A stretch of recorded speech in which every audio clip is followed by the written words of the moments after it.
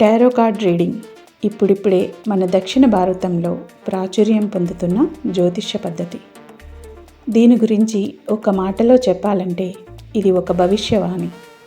దివ్య దృష్టితో భూత భవిష్య వర్తమాన కాలాలను చెప్పగలిగే ఒక అద్భుత సాధనం. 15వ శతాబ్దం మధ్యలో యూరోప్లో మొదలైన ఈ టారో కార్డ్ కల్చర్ నెమ్మదిగా కాలానుగుణంగా ఎన్నో రూపాంతరాలు చెందుతూ వచ్చింది. అలవాట్లకు, సాంప్రదాయాలకు, పద్ధతులకు తగినట్లుగా ఆయా ప్రాంతాలకు అనుగుణంగా టారో కార్డ్స్ రూపొందాయి.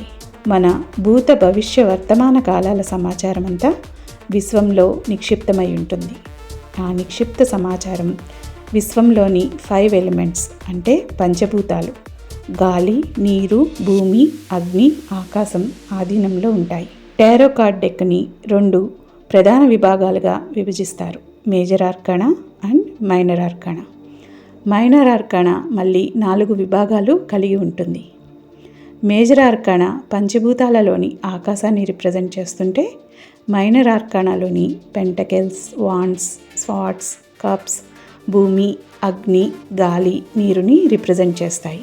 టారెట్ రీడర్ ఆ కార్డ్స్ని యాక్టివేట్ చేసినప్పుడు టారెట్ కార్డ్స్ పంచభూతాలతో అనుసంధానమయ్యి విశ్వంలోని సమాచారాన్ని కార్డ్స్ ద్వారా టారో రీడర్కి తెలియజేస్తాయి. అయితే ఇందులో టారో రీడర్ పాత్ర చాలా ముఖ్యమైనది.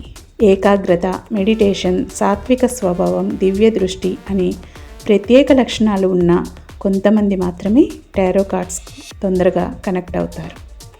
అలాంటి వారు ఎదుటి వ్యక్తి మనస్తత్వాన్ని, అతని భవిష్యత్తును, అతని జీవితంలో జరిగిన సంఘటనలను, అతని ఆలోచన పద్ధతులను కూడా విడమరిచి చెప్పగలరు.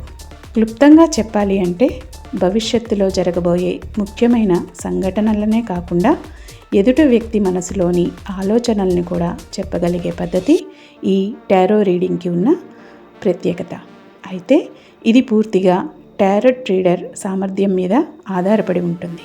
తమ వద్దకు సమస్యలతో వచ్చేవారికి సలహాలు, సూచనలు, పరిహారాలను సూచించడమే కాకుండా సమస్యలను ఎదుర్కొనే మనోధైర్యాన్ని, ఆలోచన శక్తిని కూడా టారెట్ రీడర్స్ కన్సల్టేషన్లో భాగంగా క్లయింట్స్కు సూచిస్తారు. అందుకే ఎంతోమంది టారో రీడర్స్కి చాలా తొందరగా కనెక్ట్ అవుతూ తమ సొంత వారిలా ఫీల్ అవుతూ ఉంటారు.